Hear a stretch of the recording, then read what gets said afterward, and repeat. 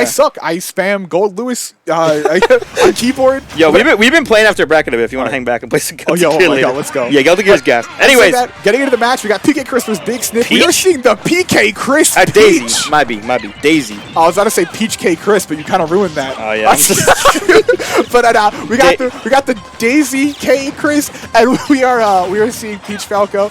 This is a melee matchup, but I gotta tell you, few characters have changed more from melee than Peach and Falco. I mean, these are completely different incarnations. You see, yeah, he just did Peach things. Like this is a real thing. He plays this character. Listen, it better be rehearsed. I mean, we're seeing it in tournament. Might be training Tuesday, but you know, the people are here to win. I mean, look, as I like to call it Try Hard Tuesday. We're all. Listen, there's real money on the line. You don't win Monopoly money. All right. Look, you can be trained Tuesday, but you better bet if I'm entering the bracket, I'm doing it with Cloud. You know what I'm saying? Exactly. Now, what we're seeing right now in the game is that Falco is able to pressure Peach from a distance with these lasers, right? They actually stop her from pulling the turnips, and they're surprisingly good at stopping her from like floating and from, they kind of pressure her to approach Falco because she's so slow. At the same time, Peach gets her hands on Falco once, it's an insane combo. So that long-range tool is almost like, it's like pebbles in the matchup, right? Yeah, 100%. This is also like one of those scenarios too where like I feel like both these characters like should have like really strong like I guess like games off hit, right? Like these characters like can low-key cutscene you, right? Like so if there's one thing I'm definitely expecting is like at these higher percents like maybe a bit more of this like careful play, but just like that backdoor going to do it.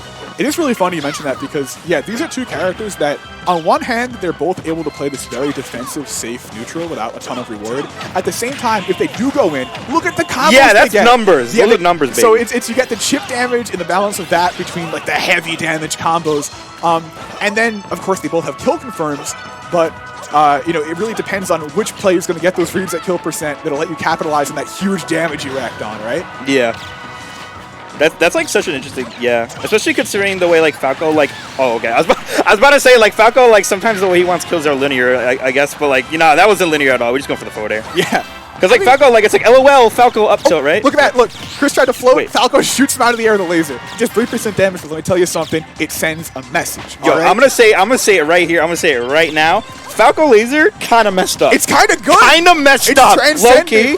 Like I've been like trying to figure out the exact perfect way to like really play around laser. It is not easy, to be honest. Yeah. But you know what else is pretty good? Turnips. Yeah, just a bit, yeah. Good projectiles. At the same time, those Falco lasers, Chris is learning to navigate around them. And again, like even if you get hit by 3 or 4 lasers, right? Realistically, you're Peach. Does it really matter that you took 12% damage? Not really. Yeah. So it's so funny, like how skewed the damage output of these characters' tools are, right? Where some tools just do so much more damage than other tools. Doesn't mean the other tools aren't important, but it's still very, it's a strange dynamic for sure. Yeah, especially considering, like, I do think it's really smart that Big Sniff was picking up on, like, the way that PkChris is floating around. Because, like, obviously, like, Peach, I mean, like, you're going to have to float, right? But, like, there's definitely times so far where Chris is just kind of, like, floating around the corner, right? Like Sniff is definitely picking up on it, right? Like, he's, like, definitely knows he can just threaten it from 3 backers recognizing that Peach decided to float there. We get hit. The shield... Yeah. Was that a shield poke or maybe it caught a roll? Maybe. Did he drop shield the last second? I could see that. That could happen too. Forward air is really good at that. Yeah. But critically, Sniff didn't do a fast fall there, right? That was a non-fast fall forward air, which mixes up parry timings, mixes up roll timing. So really good stuff from Sniff there. Taking the lead against PkChris. Yeah. With the back air. Yeah. That back air at ledge is so good because you can hang back and cover both neutral get up and a roll depending on spacing. And if you can react to neutral get up like that, it is such an amazing ledge trapping option. Yeah, we definitely know that from fighting Cody all the time. It's like Cody loves being at ledge. It's like really just like covering like that like entire zone. Yeah, Cody's so good at that. I'm honestly wondering if this PkChris Peach wasn't partially inspired by, some of the Peaches we got here. We got Cody, player 4, yeah, we got player 4, and they're both really good at getting those combos and pressure going. So Chris might have seen that and been like, I can do that. The thing too is like they're both very, very good, but they're also both very different Peaches. Like Cody, like definitely. Oh goodness! Speaking of Peaches, that's actually Daisy. She's out of here. Yeah, that's the thing. Yeah. Float is such an amazing tool for microspacing and keeping yourself safe, right? But if your opponent reads that float, you could die. They know you're gonna be there. It's not super armored. You're not invincible. All right, it's just good for spacing.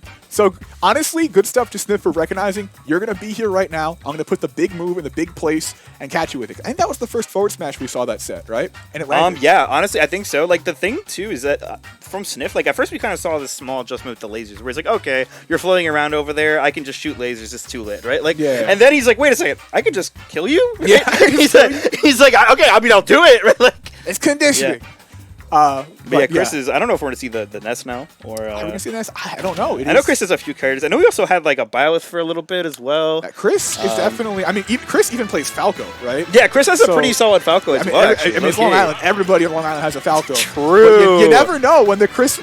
Okay, no, I thought that was Chris for a second. I was getting hyped. We're gonna see a Falco. Okay, that's Ness, yeah. Ness is coming. All right, now the main's coming out. Falco baby. has a lot of tools against Ness, but the Chris Ness is horrifying. And if you get hit as Falco, I can guarantee you're going to have a bad time. Yeah. So let's see what happens this set. Already the magnet movement coming out. Look at that beautiful double jump magnet movement. And we are seeing an advantage string from Chris. That is so scary. You do not want to be in this situation as Falco. Something I always say about Chris's Ness is that, like, even if you're leading against him, even if like you have like a 2-stock lead on him, right? Oh, the way he plays on platforms scares me. It's greatly, horrifying. right? Like, it is horrifying. And not just like the kind of the actual actions he's taking, right? But just the mindset to not give up, right? Yep. And just stay in it no matter what, knowing your character and you as a player both have the tools to make some comebacks happen. Yeah, 100%. Like, he's very aware, especially like with the side magnet and just kind of floating around. Like, I would say this much: like, he definitely uses the side magnet a lot more than like a lot of other Nesses do.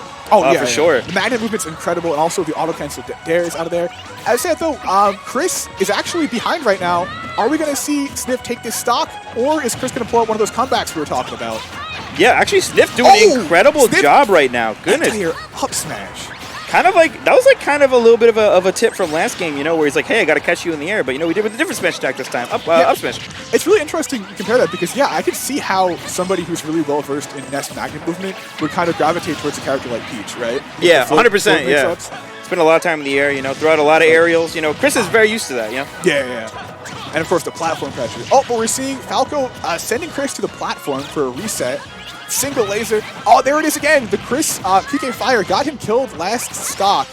But Chris knows the risk reward on that is very good. And if you're not getting consistently punished for it, it's a very useful option to have in your arsenal. Yeah, 100%. Something I'm really liking about Sniff, and actually both these games, but I'm kind of noticing it more here, is like his movements, like they're very purposeful, but they're also like very simple. You know what I'm saying? Like he doesn't really waste like movement or like waste like time like moving in a direction.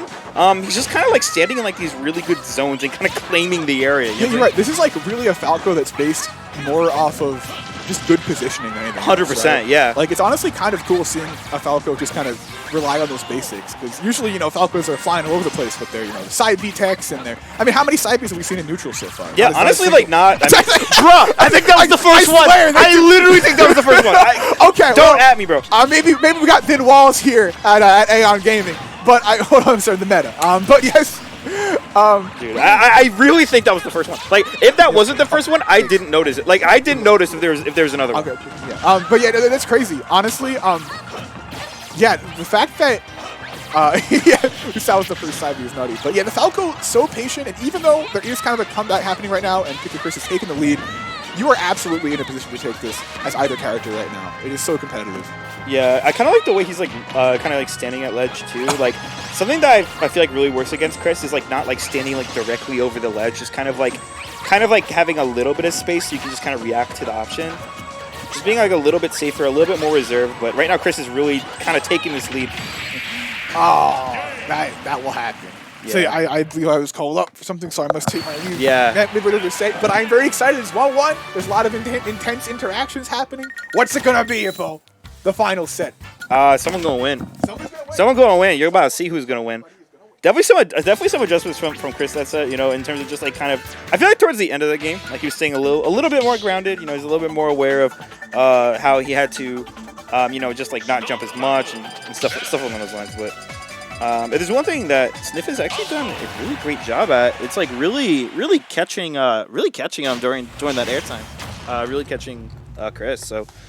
We'll see if those adjustments prove even more useful in this final game here. Yeah, we're bringing it to small battlefield.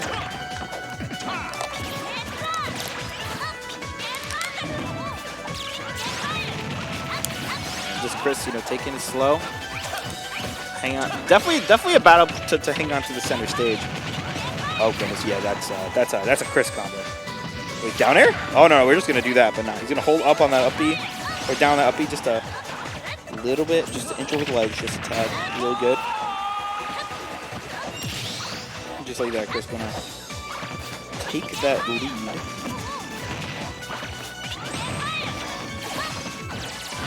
Okay, this is where Chris, you know, this is where he kind of snowballs. I'm not gonna lie. You know, Chris is definitely one of those players that is very comfortable at holding a lead, very good at holding a lead. Situations like this, you know, definitely pretty scary.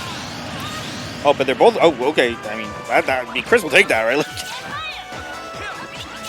just like that, baby.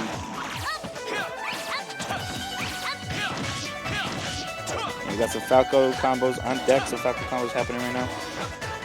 Okay, just a little bit sideline at Chris. You know, taking his time. Chris is. I'm gonna be real. Chris ain't afraid to camp. He'll hold you accountable for that. For dropping those stops. You know.